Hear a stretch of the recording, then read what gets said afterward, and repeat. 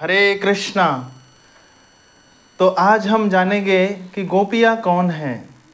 भगवान श्री कृष्ण की गोपियों के बारे में बहुत सारे लोग अलग अलग प्रकार की अपनी धारणाएं रखते हैं और बहुत बार लोग बहुत कुछ अपने मन में ऐसे विचार लाते हैं कि गोपियों के साथ भगवान ने ये किया, गोपियों के साथ भगवान ने ये वो किया। ऐसे तो कहा जाता है कि गोपियों की जो अंतरंग लीलाएं हैं उसे तो सामान्य रूप से, सार्वजनिक रूप से कभी भी चर्चा नहीं करना चाहिए इनका, पर कभी कभी ये अनिवार्य हो जाता है कि लोगों को बताना कि गोपियाँ आखिर में कौन हैं और गोपियों के प्रसंग को इतना हल्के में, इतने सस्ते में हमको नहीं लेना चाहिए। वो बहुत गूढ़ तत्व है। उसको समझने के लिए पहले अन्य अन्य लीलाओं को समझना बहुत ही आवश्यक है, फिर जाकर हम गोपियों की लीला भगवान के साथ समझ सकते हैं।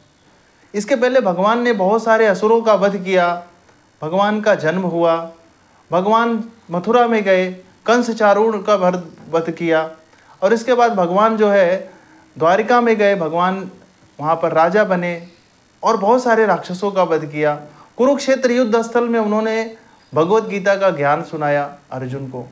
ये सब लीलाओं को हमको पहले श्रवण करना चाहिए, बाद में उनकी अंतरंग लीला जो गोपियों के साथ उन्होंने रास रचाया, वो लीला हमको बाद में सुनना चाहिए। तब जाकर हम समझ पाएंगे कि भगवान क्या है और उनकी लीला क्या है। हम डायरेक्टली केवल गोपियों की लीला को अगर हम सुनेंगे तो हम समझ नहीं पाएंगे कि भगवान क्या है। तो सबसे पहले आज हम ये जानेंगे कि आखिर में गोपियां हैं कौन। तो ये त्रेता युग की बात है, जब भगवान श्री राम, माता सीता और लक्ष्मण जी वनवास में थे। तो वनवास में जब वो चित्रकूट में वास कर रहे थे तो उस समय लक्ष्मण जी भगवान श्री राम और माता सीता की सुरक्षा के लिए वहाँ पर रहते और भगवान श्री राम वहाँ पर बैठे रहते। माता सीता उनके लिए रसोई बनाती, अन्य अन्य प्रकार के अपने जो भी व्यंजन होते वो व्यंजन बनाती और माता सीता बहुत ही भावपूर्वक भगवान की सेवा करती। और इस भाव को देखकर बहुत सारे ऋषि मुनि जो वहाँ वन में रहते थे वो बार बार देखते थे कि किस प्रकार से माता सीता भगवान की सेवा कर रही हैं। देखिए, ये मन में हमारे विचार आना चाहिए। यदि कोई भगवान की सेवा अच्छी प्रकार से कर रहा है, हमारे मन में भी ये भाव होना चाहिए, अरे ये व्यक्ति कितनी अच्छी सेवा कर रहा है, भगवान के लिए सुंदर हार बना रहा है, भगवान के लिए सुंदर मंदिर का बुहार कर रहा है, साफ सफाई कर रहा है, भगवान के अर्च विग्रह को कितने अच्छे से श्रृंगार कर रहा है, वो भगवान की कितनी अच्छी कथा प्रवचन कर रहा है, श्रवण कर रहा है। तो मैं भी तन मन धन से किस प्रकार से मैं भगवान की सेवा कर पाऊं, ये हमारे अंदर भी विचार आना चाहिए। तो साधु संतों के मन में ये विचार आया कि काश हम भी भगवान की इस प्रकार से सेवा कर पाते जिस प्रकार से माता सीता कर रही हैं।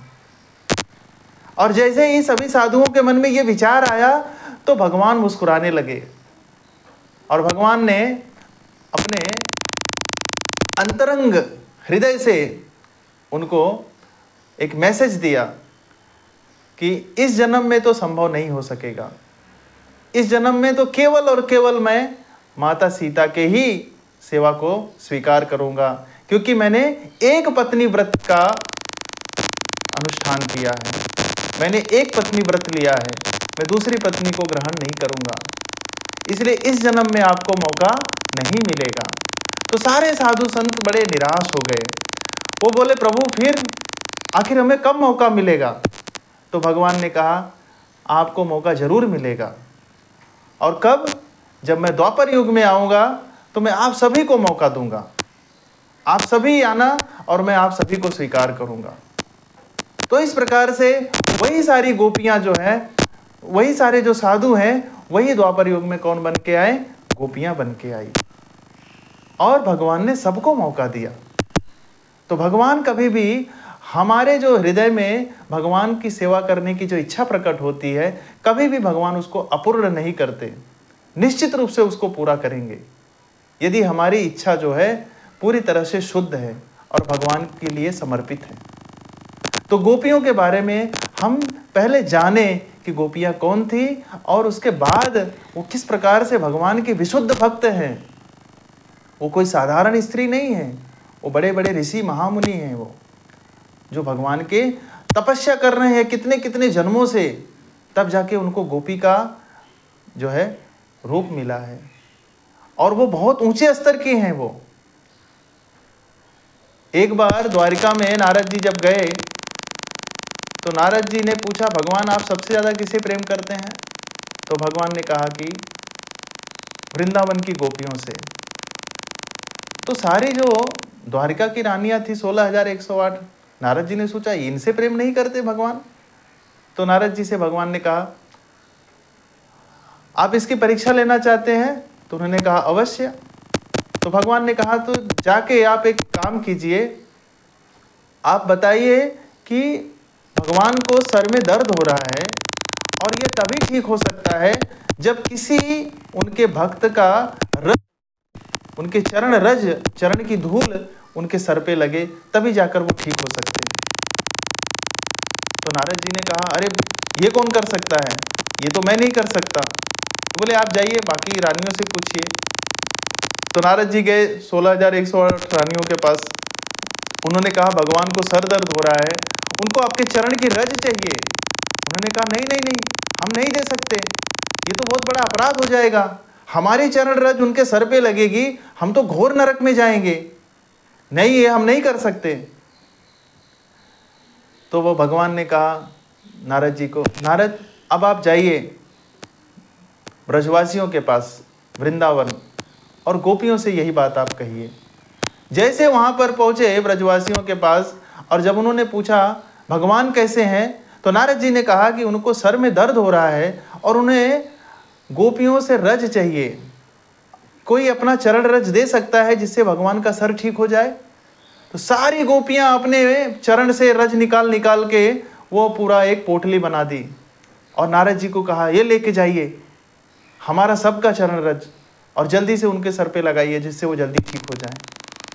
तो नारद जी ने कहा, अरे अरे आप लोग क्या कर रहे हैं, आप लोगों को थोड़ा भी भय नहीं, आप लोग नरक में चले जाएंगे, आपकी चरण रज भगवान मस्तक पे लगाएंगे तो आप लोग नरक में चले जाएंगे।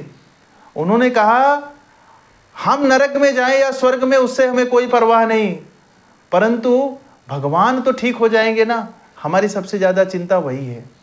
भगवान ठीक हो जाएंगे, हमें नरक या स्वर्ग से कोई वास्ता नहीं है। तो ये गोपियों का स्तर है। गोपियों के बारे में कुछ भी अनाप शनाप बकना यह अज्ञानियों का काम है। सबसे पहले हमें जानना चाहिए कि वो कौन है और उनकी योग्यता क्या है, उनके बारे में हम तब कुछ बोल सकते हैं। हरे कृष्णा।